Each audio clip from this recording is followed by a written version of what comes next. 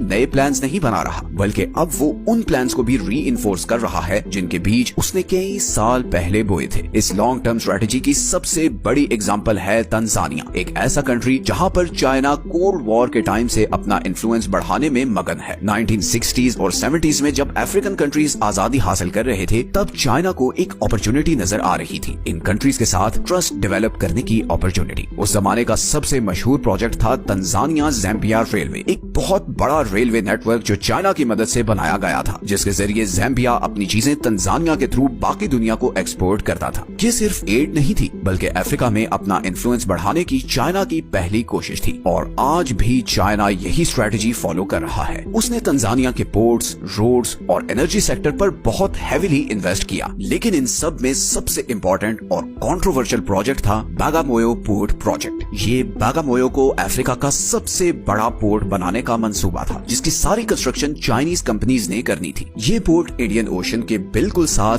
दार एस सलाम के नॉर्थ में बनाई जानी थी, और इसमें इतनी कैपेसिटी होनी थी कि इसने बाआसानी फौजी हथियार और इवन नेवी वॉरशिप्स को भी हैंडल कर सकना था। लेकिन फिर बाद में तंजानियन गवर्नमेंट ने ये कहकर प्रोजेक्ट रोक दिया कि इसमें कुछ ऐसी टर्म्स हैं जिनसे उसकी सॉवरेनिटी खतरे में पड़ सकती है। लेकिन इसके बावजूद चीन का इस एरिया में इंटरेस्ट कभी भी खत्म नहीं हुआ। बागामोयो के अलावा भी चाइना ने तंजानिया के साथ बहुत स्ट्रॉन्ग मिलिट्री कोऑपरेशन रखी हुई है, और दोनों मुल्कों की नेवीज यहाँ पर जॉइंट मिलिट्री एक्सरसाइजेस करती रहती हैं। चाइना ने तो यहाँ पर अपने पैसों से मिलिट्री अकेडमीज और ट्रेनिंग सेंटर्स भी बनाए हैं। तंजानिया में एक ऐसी खास चीज है जो चीन को और किसी सेंट्रल अफ्रीकन कंट्री से नहीं मिल सकती, और वो है इंडियन ओशन के साथ इतनी लंबी कोस्ट लाइन। अगर चाइना जिबूटी के अलावा ईस्टर्न अफ्रीका में अपनी नेवल प्रेजेंस बढ़ाना चाहे तो तंजानिया से बेहतर और कोई ऑप्शन नहीं। इसके जरिए चाइना न सिर्फ ईस्ट अफ्रीका बल्कि गल्फ ऑफ एडन से लेकर साउथ ईस्ट